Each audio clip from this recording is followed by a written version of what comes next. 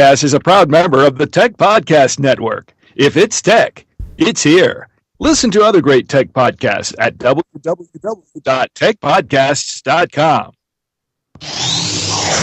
This is Tech Webcast. Computers, gadgets, and other geeky stuff. It's awesome. And it's from the future.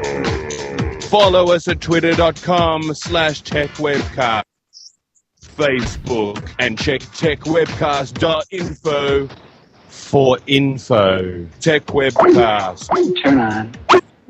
Drop on.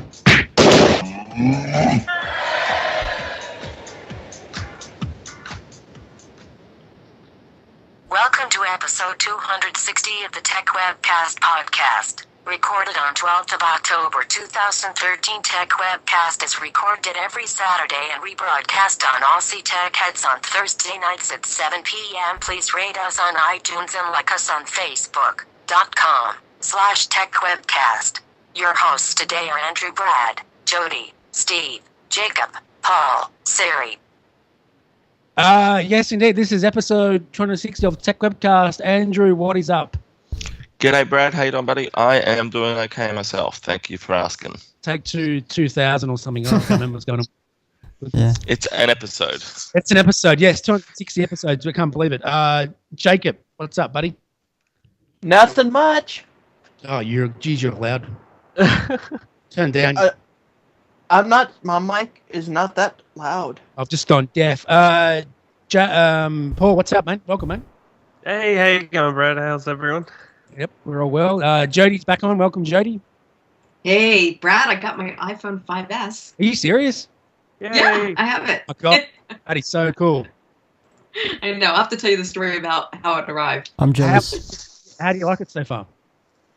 I like it a lot. I think the way I describe it, it's kind of like, like when you have a car and you kind of get used to it.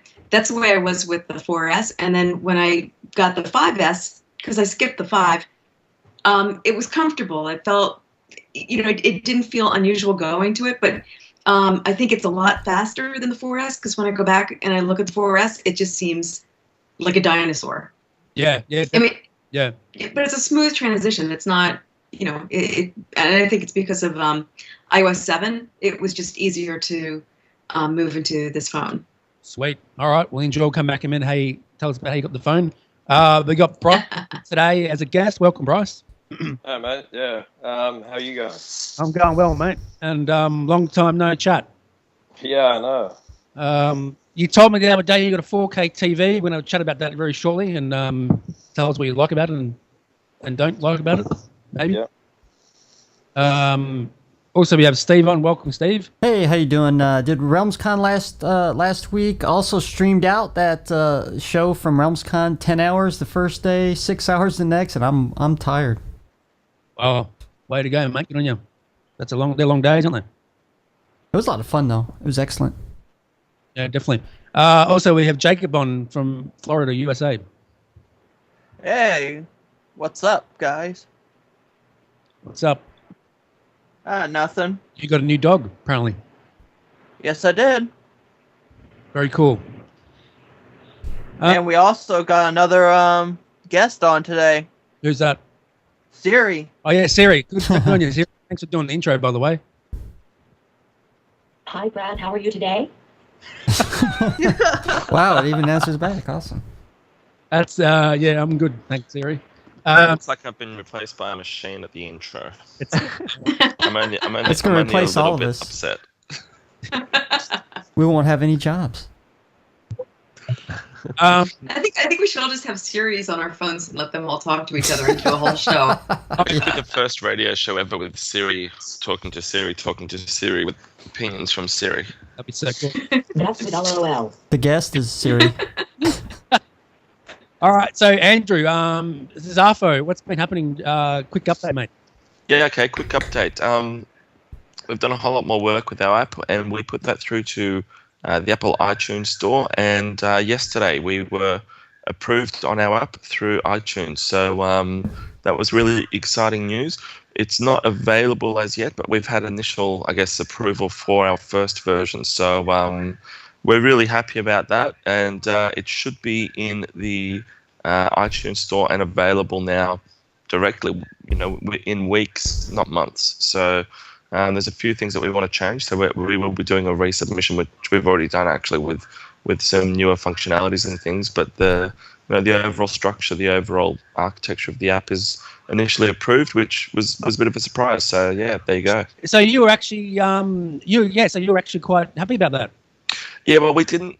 I mean, we just didn't think it was quite there yet. We actually thought they'd have a few questions and a few issues with a few things, which we'd have to go away and resolve and come back. So we thought there'd be a process, but we managed to sort of go through that, and we got approved on our first time out, which was really exciting, considering it's a full-blown social sort of platform of its own, rather than just an app that connects to existing platforms. So what's coming in the next update for this app then, Andrew? What are the things that he's going to be happening with? Well, I could tell you that.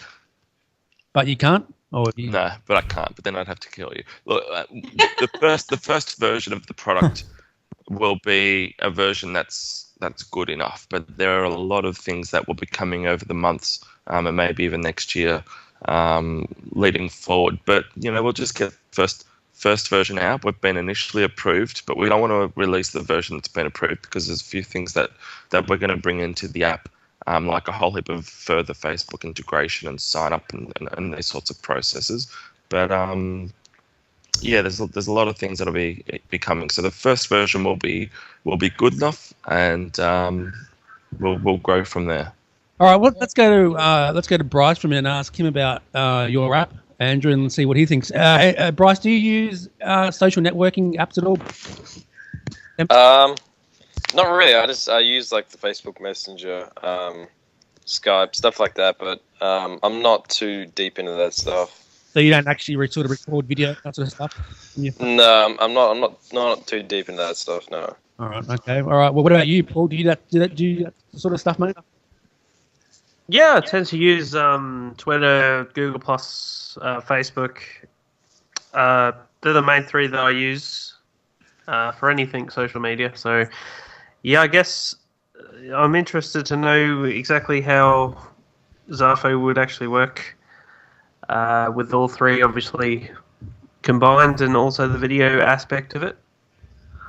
Yeah, well, go ahead, ask him, Paul. He's here. Oh yeah. Okay, so how does Zafo? I mean, I'll try and make it quick because obviously we've got a show to do. But basically, what Zafo is all about is the ability to create a 30-second short video or broadcast, as we call it, a 60-second one, and also have the ability to go live for up to 30 minutes in the free version through your device out to all of your networks. So effectively, you can load into Zafo, click on the live button, and that'll automatically send you out live from your video device through to your Facebook, through to your Twitter, through to your Google Plus, whatever social networks you're using. And I'll put a link up on all of those networks.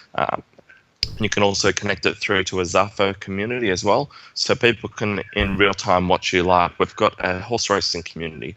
A gentleman on there, Wayne, he does his horse racing tips every Saturday morning, and he gets a few hundred odd people come in, watch that live, grab his tips, go away. And for him, it's a lot easier. He doesn't have to sit on the phone all day talking to people about who's going to win the third in Melbourne. He can just do a quick Zafo broadcast that sits on there, and at the end of the day, once they see who's won and lost, he can turn around and say, well, there's a video up there of a live broadcast I did earlier today, so you can see just how good my tips were or my tips weren't. And the whole thing of what we're trying to do is, I know that we can get live video elsewhere, and I know that through YouTube, if you've got enough people who subscribe to your channel, you can do live. But what we're trying to do is we're trying to create it to be really, really simple, so that the 15-year-old girl can go and download the app, click a button, and start using it straight away. So effectively, we're trying to bring video into sort of a fast food environment. It's got to be cheap, easy, and enough to get you through. So that's kind of what we're doing. So basically, you're running the app like food. Basically, thinking of that, I'm hungry for lunch now. Yeah, same.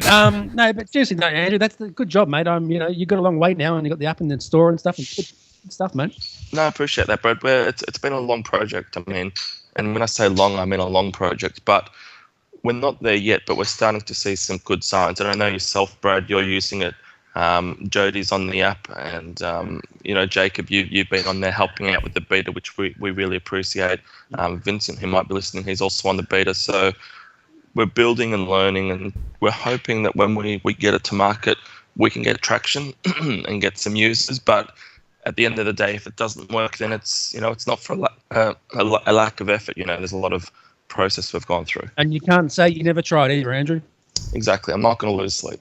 Exactly. Well, yeah, you don't want to lose sleep over it. But Jody, have you been using the app? What's your view on it so far? Yeah, I have been using it. Interestingly enough, I had a little bit of a glitch because I switched from the 4S to the 5S, and because we're in beta, the phone wasn't recognized with the update. But beyond that, the app itself is really slick. I think that the video, the idea of broadcasting yourself, there are three options. There's a 30-second, a 60-second, or a live broadcast. And I think it's really interesting the way it connects people with each other. It's just a different aspect from some of the other social networks. I think it's a very nicely done app. Yeah, I think Color did the same thing, didn't they, Jody? That sort of thing? Color, Color?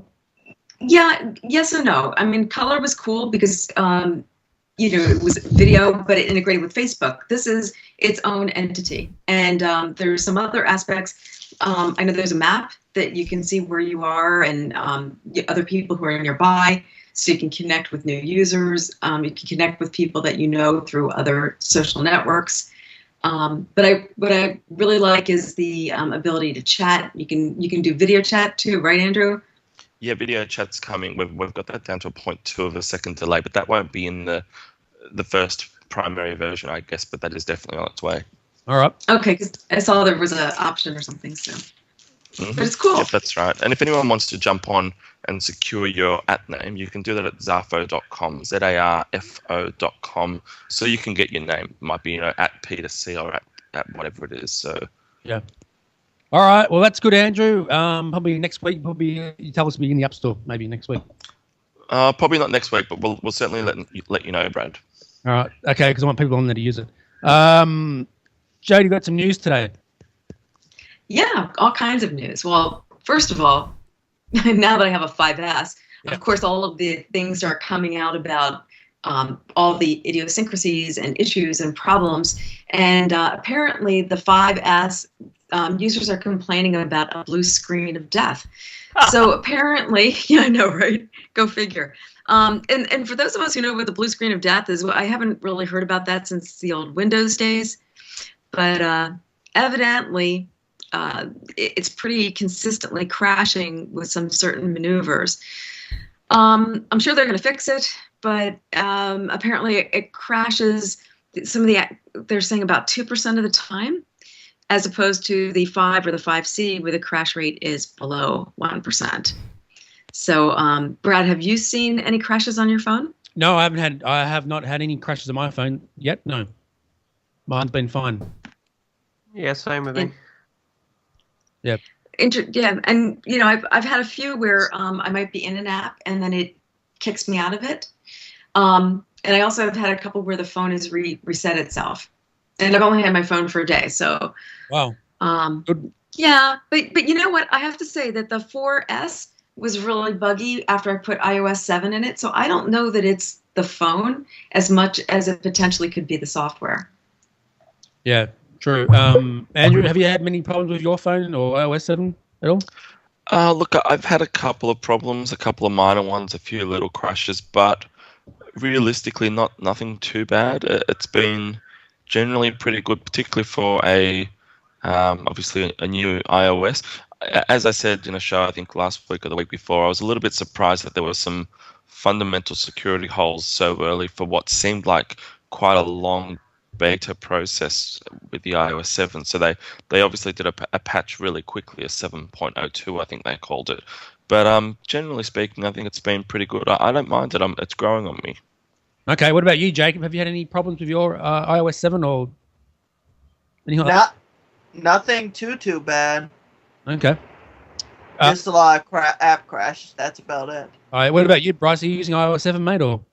Yeah, I was actually on the beta. It was the beta was really bad. It was actually almost unusable. It was that bad. Like the music app would crash. It would skip. When you unlock the phone, it would put everything in fast forward.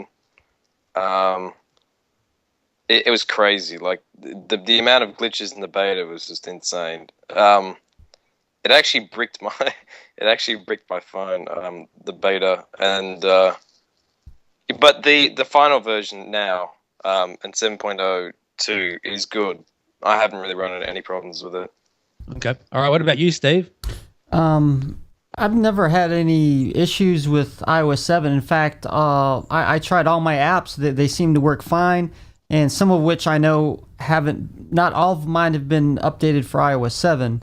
Of course, with the beta software, obviously there are always going to be some problems until the final release. Obviously, the beta's out just for mainly testing, developers with their third-party apps and so forth. All right. Next story, Jody. Okay. Also having to do with the iPhone and the apps. Apparently, despite the fact that you got the newest, fastest, goldest iPhone available, you might have noticed and might be a little bit frustrated that the apps are crashing more. While it's shiny and quick like lightning, it's been slightly at odds with third-party applications, and that's because of the new hardware. That's very, very powerful 64-bit processor. So Apple is sharing some more information with the developers. Apparently, this 64-bit processor was a quick change from what they had before. The iOS system is different. So it's not a seamless transition, but they're saying that for the most part, it's not as bad as they thought. But yeah, some of those apps are crashing. But I think we've already kind of talked about that one. Yeah. For those of you who don't know this, Facebook is making everyone searchable.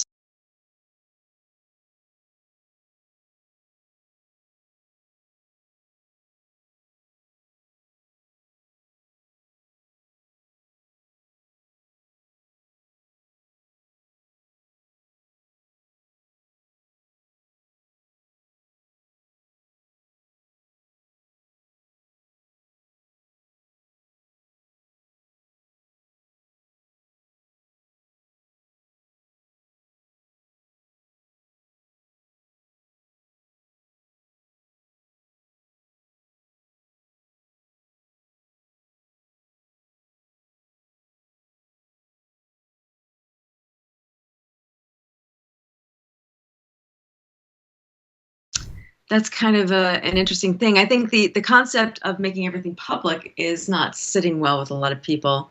What do you guys think? Andrew, what do you think?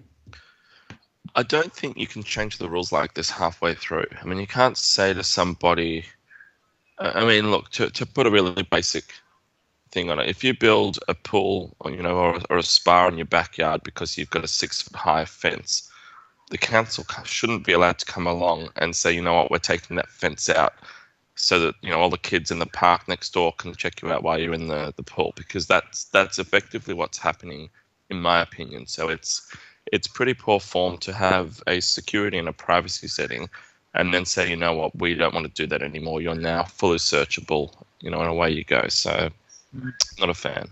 All right. What about you, Bryce? What do you think? Yeah, no, I agree. I don't think they should do that, but they are pretty notorious for changing things. So yeah, it doesn't shock me. So yeah, for sure. What about you, Paul? What do you think? I do think the privacy thing should be still implemented. Like, I do think there's a lot of people that will be pretty upset with that, and they might actually go back to MySpace. Who knows? Good.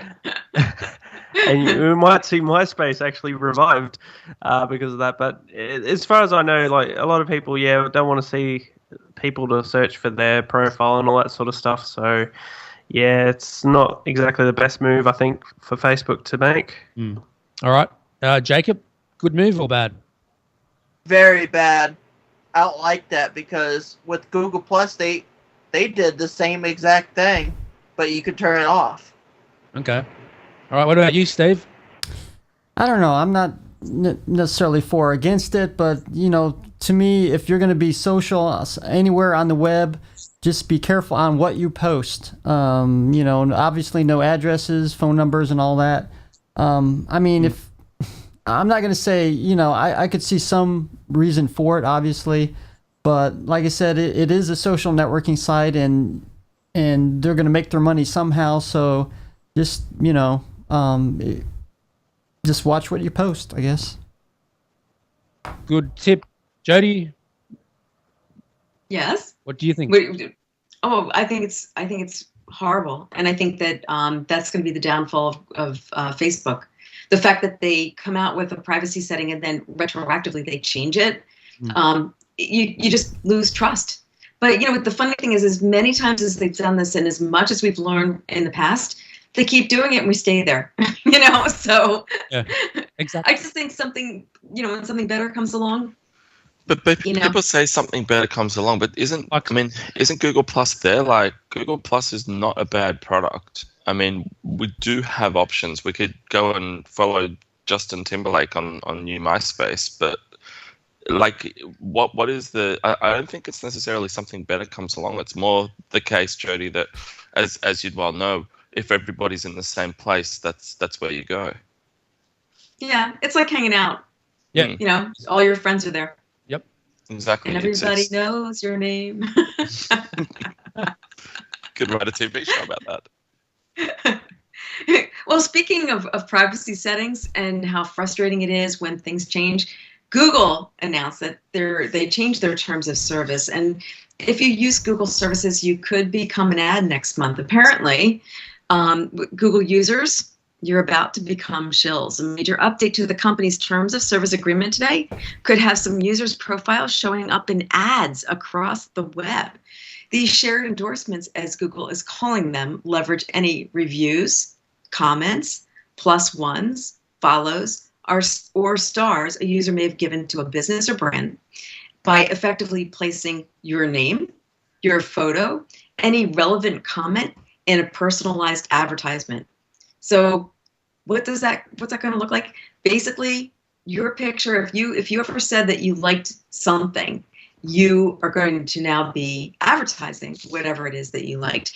So you can opt out, and they also are ostensibly excluding any and all users under the age of 18, although we all know, like when my kids were 7, they were on these different social networks and saying they were 108, which is really ridiculous. But anyway, any users that previously opted out of +1s will automatically be exempted, and they're set to go live on November 11th. So there's still about a month to go before you start seeing these showing up. So again, here we thought we could trust Google, and now Google's doing it. Well, first thing of all, do we get paid for it? No. That sucks. Andrew, what do you think about this? If you're not the customer, you're the product, and we all know that, and they're just basically flexing muscle to tell us and show us that again.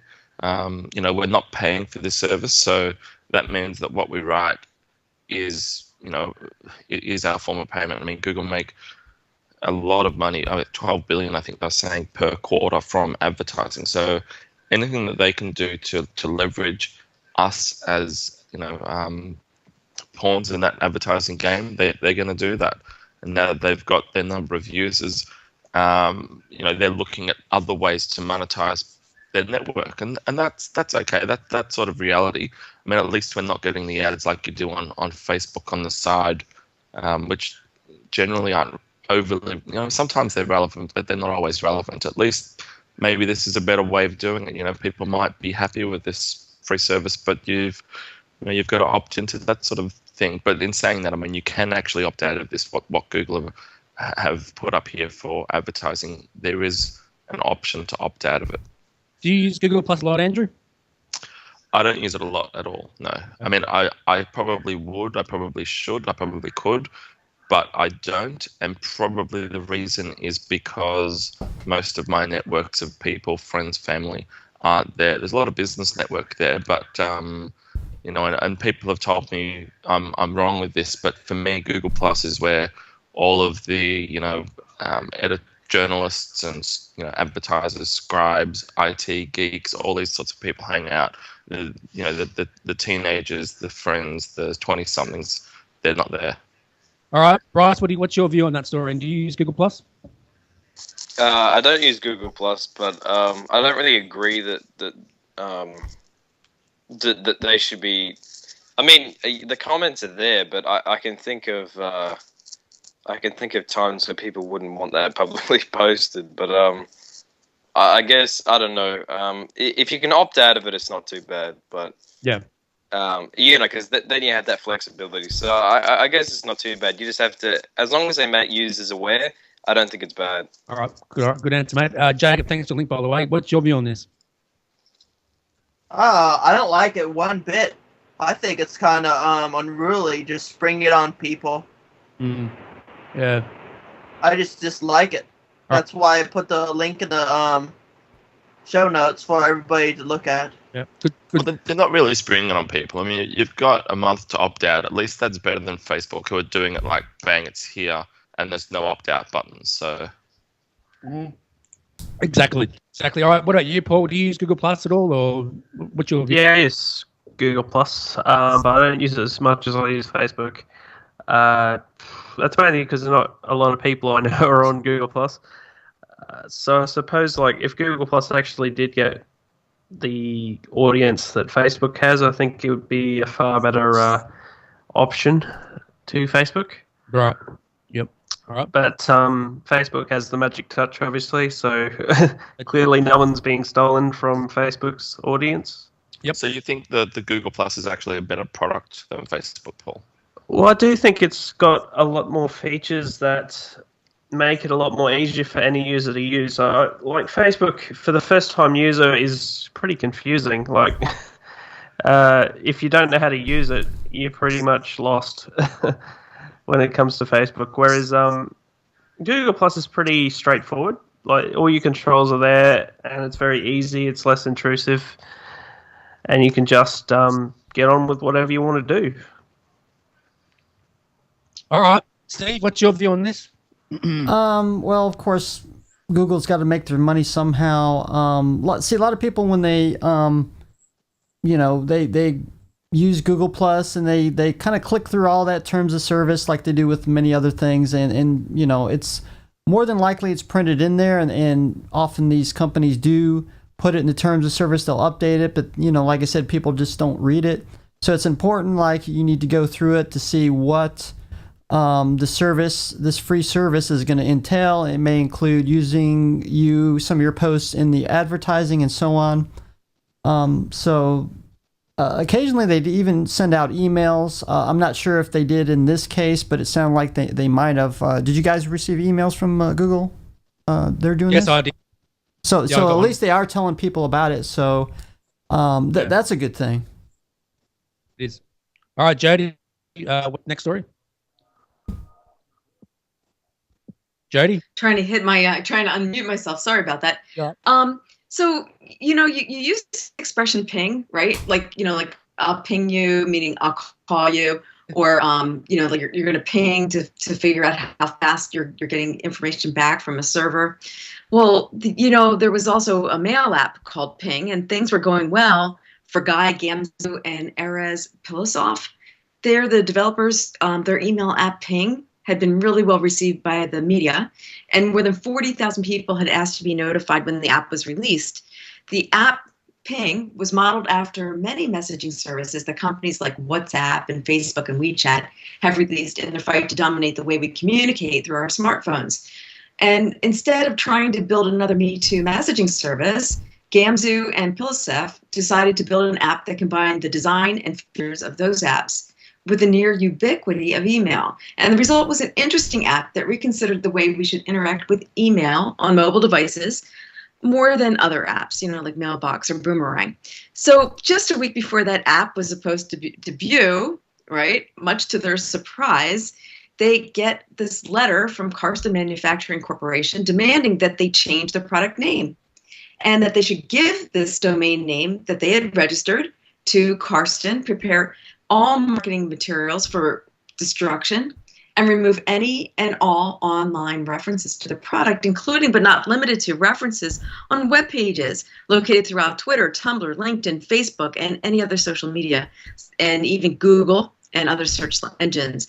So apparently, Gamzu and Pilasov were told that Karsten owns the Ping trademark for everything from chat room services for social networking to computer software for authoring, downloading, transmitting, receiving, viewing, playing, storing, or organizing multimedia content. So this email app obviously fell under this wide umbrella of trademark uses. So I guess they went back and forth, and actually this company Ping, they sell golf clubs, carrying bags, branded apparel, and they sell it on their website and through a variety of resellers. And they also offer an iPing app, which is built as a free wireless putting improvement tool that helps you improve your consistency and helps you establish your putting handicap, which is all having to do with golf. So instead of fighting it, Ping is still going to be released on the App Store, most likely the middle of this month. However, they're rebranding. I don't know what the brand is going to be yet. I guess we're all kind of waiting to see. But it has gotten really good reviews. Brad, you've used it, haven't you? No, I haven't used it. I came across it by Robert Scoble not long ago. That's how I found a bit about it, Okay. Looks great. The app looks great. It looks really nice. Yeah. Andrew, what's your view on this story? Look, just briefly, because Jody, obviously that was quite an extensive article, which was great. But just briefly, there's a really good reason why I chose the name Zarfo. I mean, it's a short name, and it's unique. Ping. I knew the first time I saw the Ping Mail app, I thought, oh, isn't that a golf company? So at the end of the day, you've got to be really careful what brands you choose, and you need to look at these sorts of things. So I wouldn't go as far as saying it's a rookie mistake from a trademark perspective, but they probably should have done a little bit more work.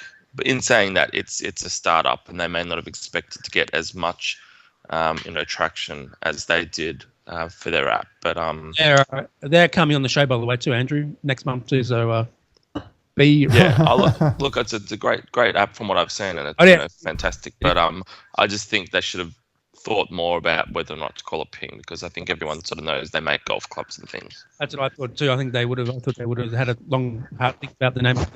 Well, actually, Apple used the name Ping for their social networking they had for music. So I was kind of wondering. Yeah, good answer there. Good point. Yeah, good point. Yeah. All right, Jacob, what's your view on this story? Well, I wanted to try the app, but since they're putting it away for a bit, we still have to wait for a little while. Yeah. Okay. It looks like a great app. By what I saw on the website, it looked pretty good, but I don't know what it's going to look like now. Well, I think it's the same design. So might have a different logo. Different logo, yeah, different name. Yeah. Thing. Bryce, what's your view on that story, mate?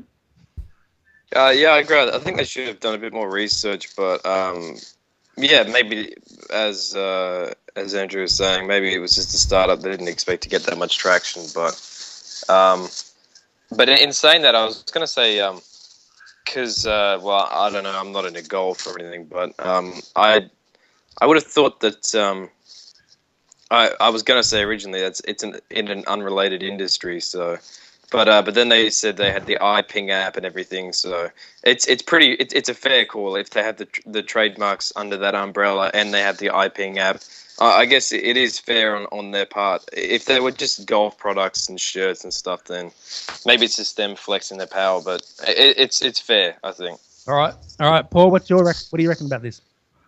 Well, I think the app itself is a good idea. Obviously, the name wasn't a good choice, but I do think it's important that they do have a new idea for email or reinvent email the way we do things. With other social networks and everything available, we communicate very well. Okay, we Hang on. communicate a little. Sorry. Oh, hang on. Whoever's doing that, please don't do that with the mic. Go ahead, Paul. Sorry. Yeah, we communicate a little less with email and more with social media. So yeah, it's good that they're bringing back email a little bit more than everything else we use. Exactly, it's going to be a good app when it comes out. So what you're saying is they're bringing email back? Yeah. It's interesting that you say that because I actually heard a few kids on the train going to work basically saying, I can't believe you still use email. Since when is email old? Why do we call email old? It's just, I couldn't believe it. All right, Jody, next, is that it? Or is that any more story? That's it. That's it. That's it. That's it. All right, good stuff. As always, Jacob and Jody for doing the news. We got Bryce on today, Andrew, and everyone else. Welcome, Bryce, to the show, mate. Hey. And what have you been up to for the past last time we spoke? Yeah, same old. I haven't really got that much in the way of technology. Nothing really caught my eye or anything except for just recently, but yeah. And you're not doing any videos anymore. What's happened with that? Yeah, I don't know. I used to be really into technology, and I don't know. Things were changing. In my opinion, things were changing fast. A few years ago, now it's just sort of I don't know, same old sort of thing. So yeah. You haven't found anything new that you want to? No. Yeah, nothing really interests me. Because yeah, you're putting out some pretty good videos, on your channel and stuff, and people loving them, Yeah, no, I mean, I would if I found things that that I was passionate about, but I don't know, that nothing's really interested me. All right, Paul. Questions to Bryce? You probably do or don't. Yeah. So, are you still rocking the S4, or you stopped using it? Yeah, no, I was using it for a little while, but no, I stopped using it. I guess the iPhone just it just has that I don't know. It just has a competitive advantage. It's just they've built products around it. I listen to music all the time. They're smart in the way they've done it. They've built their software around it, and they've got so many services that are linked into it that it's very hard. It would be very hard for me to change over to another phone. So, what is your main phone at the moment, Bryce? iPhone or what? iPhone, yeah. All right, good. You're getting okay. That's good, mate. Andrew, any questions? Yeah, you've got it's Bilsta Bilsta 57. So that's your YouTube channel, and just having a look at it. Obviously, it says that you haven't really been active on there, as you said yourself, for 6 months. You've got 24,000 subscribers to the channel. Do you ever get people from sort of a commercial perspective trying to say, hey, do you want to put my video up there, promote this through there, promote that? And also with that many subscribers, what kind of interaction rate do you get when you do put up a new video? Yeah, so you do get a lot of people asking if you'll promote certain things like applications and stuff or products or even other people with videos. In terms of like interaction rates, what do you mean by that? When you put up a new video, I mean, obviously it's got X number of views from people in there. How do you find the interaction from people when you put up a new video? Like, do you find that people tend to just watch it, or is there a whole lot of chat? Is there a lot of sharing? Have you found that if you have put up a new product or something like that, that those companies are sort of, getting any value from that? Or, just what's the general interaction that you're getting through that YouTube channel with the people who are watching stuff? Yeah, no, it's a good question, but I think in the way of comments, it's not a massive amount. There's not a massive amount of the dialogue going on, but I think that there's a lot of people do just tend to watch it and like it and then move on. But then there are people who have subscribed and they'll comment and talk amongst themselves. But I think mainly people will watch, like, and then move on. So it's mainly like search views and stuff. That's what I would say. Is there a particular length of video that you've found to be better or worse than sort of other ones?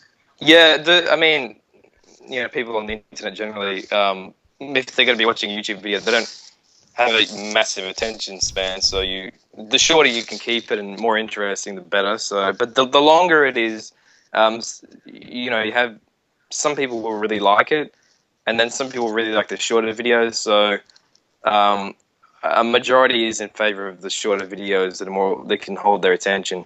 And you can look at the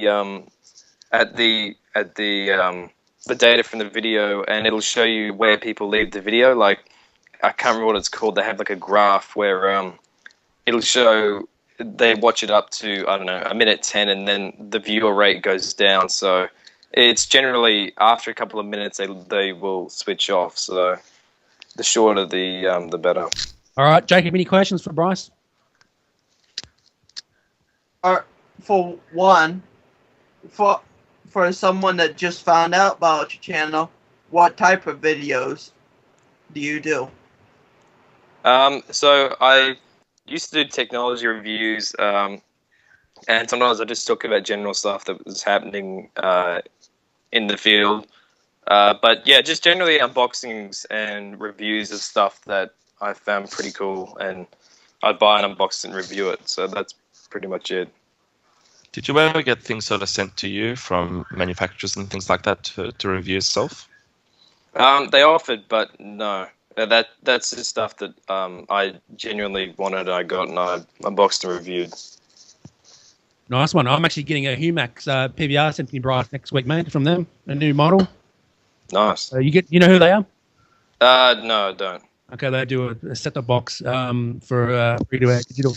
Jody, any questions for Bryce? Yeah, Bryce, how did you get started? What was the catalyst to get you started doing videos? So I started doing videos, I think, in 2008, and it seems to me that, man, my opinion, but things were changing pretty fast back then. 2007, we had the iPhone coming out, then we had the iPhone, the 3G version, and then there was a lot of change going on, and then 1080p TVs were really coming in, like we had the Bravias, which were dominating then. I don't know, things were just changing a lot, so I was pretty excited about technology, and I'd buy a lot of the stuff that was coming out and do unboxings and reviews on it. But so I guess just I was just buying a lot of stuff, and I was interested in a lot of stuff, so I thought I might as well make videos and put it up and see if anyone watches it. And yeah, they did, so I just continued doing it. Did you get comments and feedback and things from people who are like, hey man, I saw you unbox X item and I bought one and it's really cool, thanks for that? Yeah, you get those people who, because sometimes before they buy a product, they will watch the unboxing or the review, or if they're already set on buying the product, they'll watch the unboxing and get hyped up. So, yeah, you get people who say, I just bought it or whatever, but yeah, you get that feedback, yeah. All right. Okay, hey, I got something. Hang on for a second, will you, Jacob? Steve, any questions for Bryce? Before I forget to ask. Oh, Go yeah. ahead, yeah, I agree with him, what he said on YouTube. People's attention spans don't last long. Now, of course, when I go to blip.tv, where I also put my videos, I noticed that their attention spans seem to last much longer. So that's actually I get more viewership off of Blip TV than I do YouTube. Another comment. Do you also have the? I know today Brad mentioned a 4K television. Is it you the one that has one? Yeah, we're gonna get to that in a minute. Yeah. Oh, okay. He's gonna review that. Go ahead, Jacob. What are you gonna say to Bryce before we get into that thing? No, what I was gonna ask was, what was the best thing that you reviewed and unboxed? Oh, it's a tough one. Probably my Mac Pro. Yeah, I agree. That was a good unboxing video, and also your setup videos as well, Bryce. They're always good to watch, mate. Yeah, thanks. Have they changed? Has your office changed at all any time you did the last video, or is it still the same? Yeah, it's still pretty similar. Okay, I love that that dollar thing on your wall. That's pretty cool. Yeah, the Scarface. Yeah. That's cool, man. Let's talk about 4K TVs. You got one? Yeah, I did. Yeah. Tell us about it. How do you like it, or what? Yeah, it's good. The only issue is that I think, as everyone knows, the 4K content is non-existent. But so basically, my thought process was that I would get the TV, and if the quality was the same as my old 1080p TV, then I'd just deal with it until 4K content came out, because I actually put it in my bedroom, so I watched TV on it quite a lot. So it wasn't. I didn't really care if I had to wait a while to get the 4K content, but I thought the X Reality Pro, the chipset, would be able to upscale pretty good. Obviously not amazing, but pretty good. And the only demos, of course, in store were the 4K demos, and they look brilliant. And 4K content on the TV looks amazing, but in general, they don't show you obviously what 1080p, 720p, what the other content looks like. And 720p content is really bad. It's shocking. 1080p content is quite good when it's upscale. There's probably, I think 1080p content is pretty good. It's actually maybe slightly better because of it's a triluminous display, so the colors are quite amazing. They're actually, that's probably the saving grace of the TV. The colors are just brilliant on it, and you can play around the settings and turn that on. Nice. And that's absolutely amazing. Like, the colors on it are brilliant. Also, the other thing is they put a lot of expensive parts in it. So they put passive 3D, so you don't have to have powered glasses, which is really cool. The 3D is really good on it. The built-in speakers are also really good if you don't have separate speakers. I've got separate speakers, but if you don't, they're actually pretty good. So, okay. In general, it's a pretty good TV, but if you're going to get it to use a PlayStation, don't bother. Okay. Unless you're just going to be watching 1080p content, like, off Netflix, and you're streaming it, and it can upscale it pretty well. It's pretty good, but I have to say that Super HD on Netflix, man, is fantastic. Do you agree, or have you seen that? Yeah, it is. Yeah, it's really good. It is really, really good. It's fantastic. Jody, do you have a question about Bryce's TV? No, I want Bryce's TV. Yeah, it just sounds amazing. It does. It looks fantastic. You actually showed me a photo of it the other day. It looks good. Do you have a view on the TV? But do you think it's the right time to sort of buy 4K now, or do you think it's sort of a bit too early, a bit too bleeding edge? Like when we start getting right into the real content, do you think that there'll be a better TV available? Yeah, no, certainly. I definitely think it's not the right time to buy it. It's kind of an impulse buy. I don't really regret it, but I think that I would definitely not buy one at the moment, because the only true 4K content you can get is, especially for that TV, is Sony's 4K content server, and it doesn't work in Australia. So wow. And that's $800 for the server. Jeez. But yeah, I think as anyone would guess, over time there's going to be much better displays. But definitely. What sort of content have you been watching on the TV so far since you had it, Bryce? Yeah, the Netflix content is really good. That works quite well on it. And I've been playing a lot of GTA 5 because obviously that just came out. So that does surprisingly look good. Even at 720p, it looks quite good. But what I am looking forward to is apparently the PS4 and the Xbox One will be able to play 1080p games at 60 frames a second. So the upscaling on that won't be too bad. So you're getting an Xbox One, or are you going to get the new PlayStation 4? Probably get both. Oh, shit, okay. All right, what about you, Andrew? Which one are you going to get? I'm really undecided. I've got my steering wheel sort of whole set up. It's a Fanatec sort of from Germany, but there's talk that may not work with the Xbox One, so I'm actually considering moving to PS4. But ironically, I walked into a shop the other day in Melbourne, Mm. And the guy behind the counter said he's got a PS3, and he reckons that the Xbox One is such a great device. He's looking at moving to the Xbox One now. So I haven't really decided yet. I'm going to sort of wait it out. I probably won't get it straight away. Yeah, same. I'm going to wait on it. I'll probably get the Xbox One. I'm not really a fan of the PS stuff. Jacob, what about you? What do you think about the 4K TV and the Xbox and stuff? Well, right now I'll say I would wait on all of it because I have a perfectly good TV in my room. All right, Steve, what do you reckon? It's probably a bit too soon. If you're in Australia, of course. If you're in the UK, with the BBC's really pushing toward 4K content right now, as well as Japan. So if you're in those countries, then it'd probably be it'd be worth getting a 4K television. Also, you could try to you mentioned like 720p and even maybe 1080p. Instead of trying to do full screen, maybe you can scale it down, even widescreen if you have to. Maybe you can get a better quality, at least with 720p. Yeah, definitely. How does it look? How does Foxtel look on that? Bryce, do you use Foxtel on that TV, or just don't you use it? I haven't tried Foxtel, but the 720p content, it looks quite awful, as everyone would imagine. But so I think and 1080p content actually does look pretty good. So the X-Reality Pro can upscale it pretty well.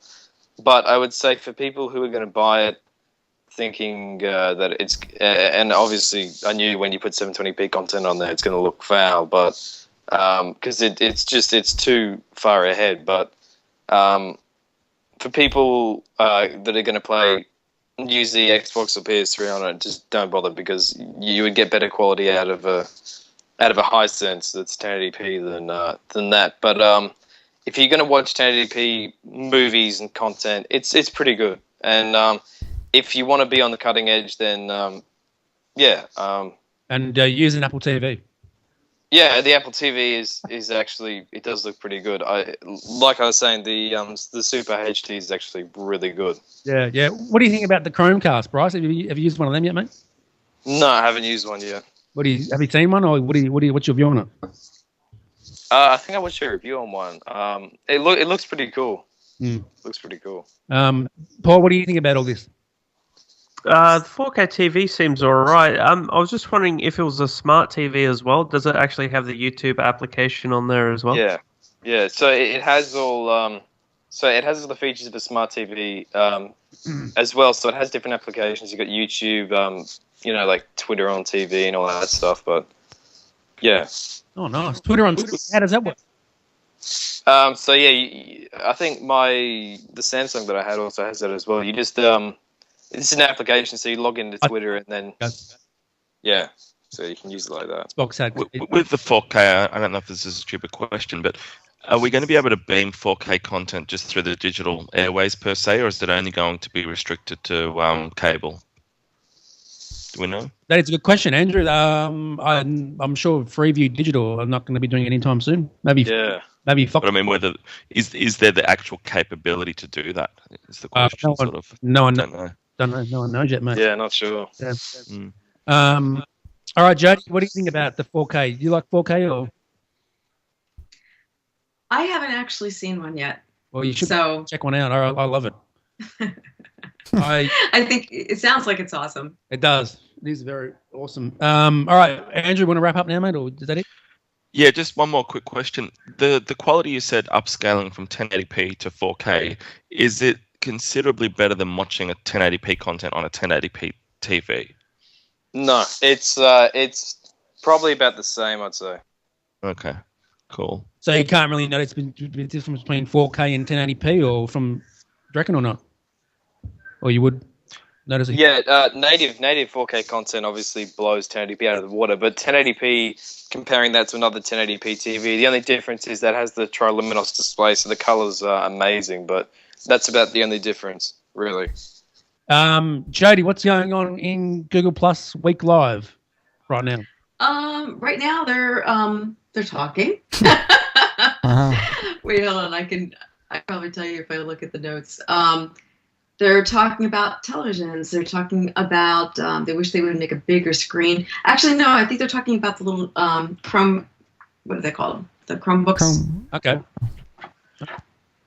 Yeah. Good stuff. And also, Brad, I want to share with you real quick the story about what happened with my phone. Oh yeah, yep. Okay. Okay, so when Apple announced that they were going to have the 5S and the 5C.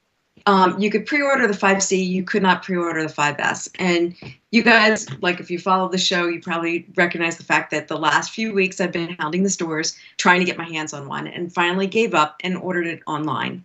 And what they said is they would get it to me sometime in October, and I ordered it back, mid-September, right after the introduction. Waiting. Finally get the note that it's going to be shipped. And interestingly enough, it says that they don't sure when they're shipping it.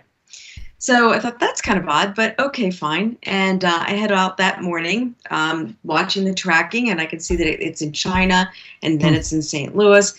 And I'm in an office about an hour away from my home, but no problem, right? Because they don't need a signature. I see suddenly, I guess it was around 1 o'clock in the afternoon, that they attempted delivery, but they couldn't get a signature. So they weren't going to leave it. Wow. So it's kind of funny because it's a cult. You're all excited and you're anxious and you're looking forward to this. And I was devastated. I saw this note, the track, and I'm like beside myself. So I called UPS and I got them on the phone and I said, "What do you mean you need a signature?" And I'm arguing with this woman, trying to get her to go back and leave the phone at the house. She tells me that they have no way to get in touch with the driver. She tells me that they don't have phones in the trucks, which is, you know what I mean? Like, why would she tell me this? But she said they can't leave it without a signature. Anyway, long story longer, I have the UPS people on the phone in one ear, and I've got Apple, and I call Apple, and I'm reaming them because I said, "How dare you say it doesn't need a signature if you're not going to leave it with a signature?" They're telling me I have to go to the depot to pick it up. I can only be there between 7 o'clock and 8 o'clock. I have to show a picture. I have to give blood. I have to give my firstborn child, and then they may consider giving me my phone. So, and I've got visions of how am I going to get there in time. They also told me that they would try to redeliver it the next day, but it's also during the workday. I mean, really, I'm supposed to sit home and wait for you guys to show up so I can get this phone? What company? So, Hey, Jody, what company was it? UPS was the delivery company. Okay, UPS, please listen to Jody. But wait. So a friend of mine who is he's a retired police officer. I had asked him to swing by the house periodically just in case it got dropped off. So he calls me, he goes, "What's going on?" And I told him the story, and while I'm yelling at Apple and UPS on the two phones.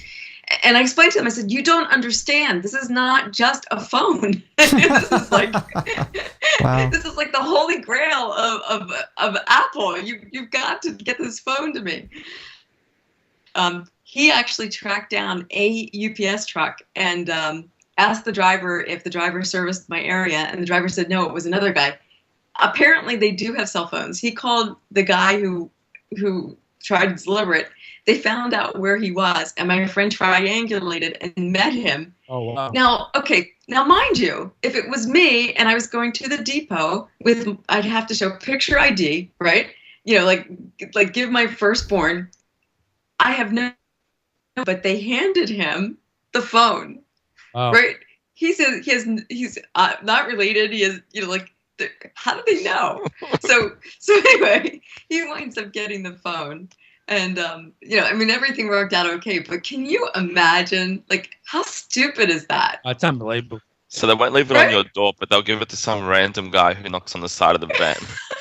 Just give me a phone. But why would they send the thing out that says no signature?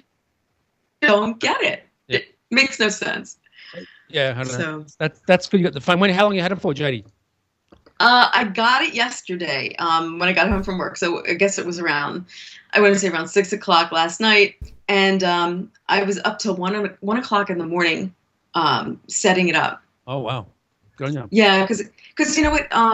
Not to say that it's so difficult. There's a few glitches. Some of my contacts, some of them are there, and for some reason, some of them are not. The apps, for the most part, transferred because I had backed it up to iTunes. So basically, all you do is just say, "Hey, I got a new phone," and iTunes dumps everything on the new phone.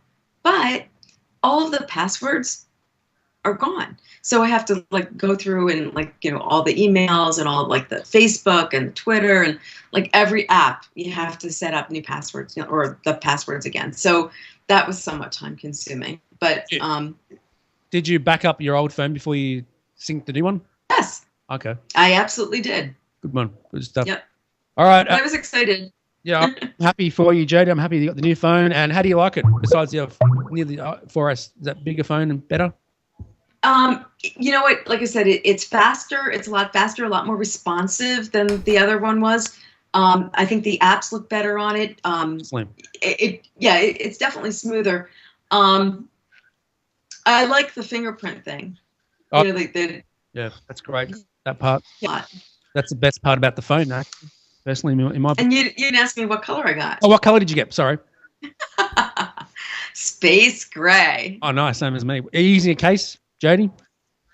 For the case, I got a quad lock case, which was one of those things that was on, what should we call it, like a Kickstarter.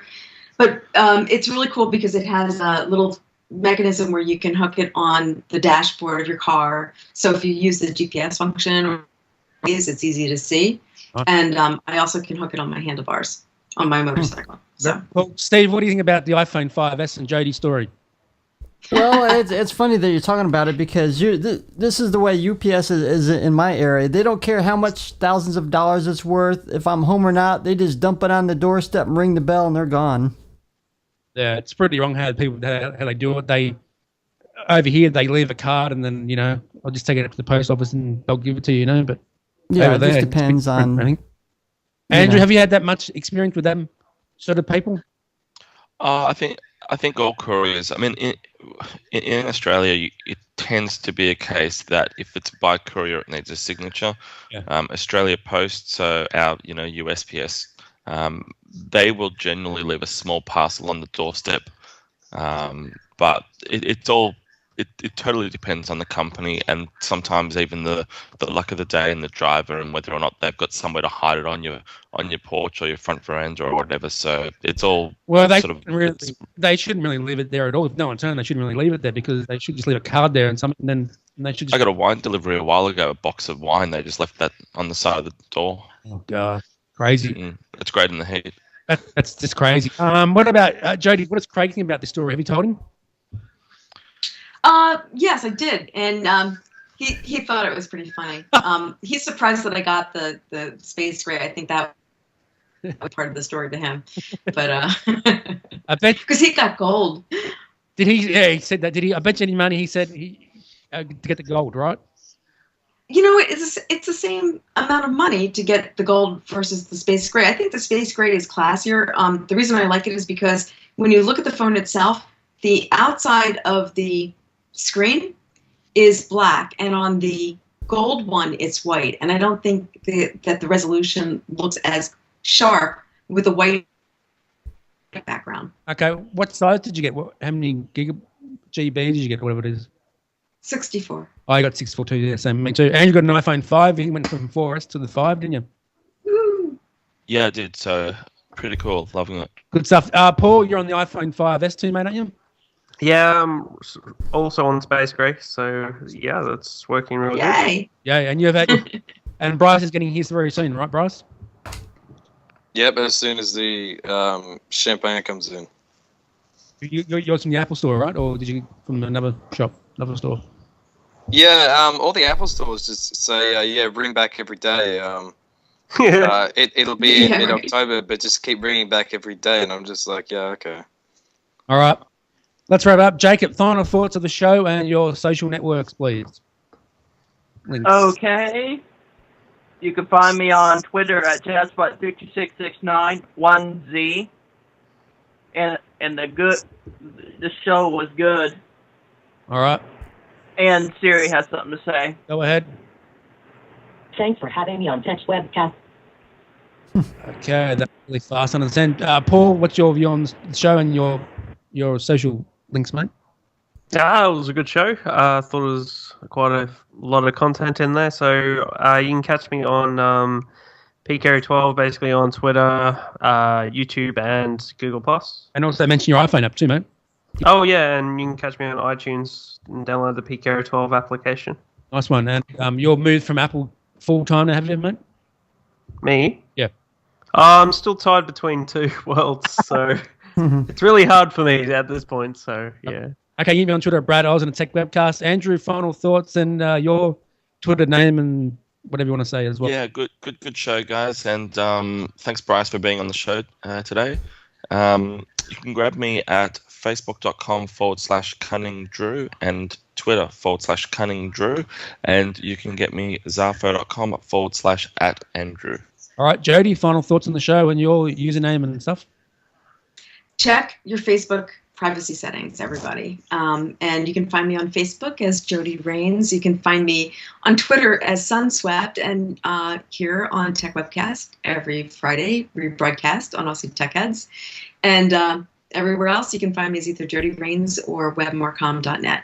Okay, Bryce, final thoughts and your Twitter username, mate? Yeah, good show, mate. You can find me on Twitter, YouTube, pretty much everywhere else under Bilista57, BILSTA57. Is there videos coming back? Maybe.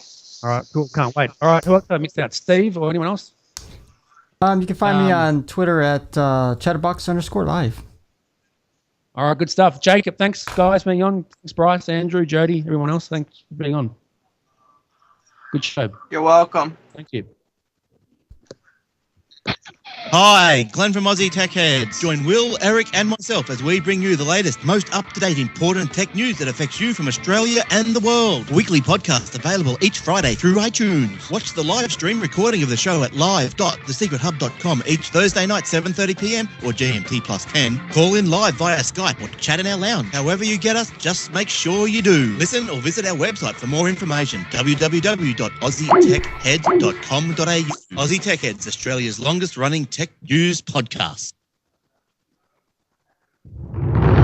Well, that's it for Tech Webcast this week. Thank you for tuning in. We hope you enjoyed having your mind expanded. Tune in next week for more tech talk with Brad, Jason, and whatever crazy guests they've managed to rope in. Don't forget to get the Tech Webcast app from iTunes. Follow us on Twitter at Tech Webcast, and of course check us out on Facebook too. Until next time, may the tech be with you. Peace.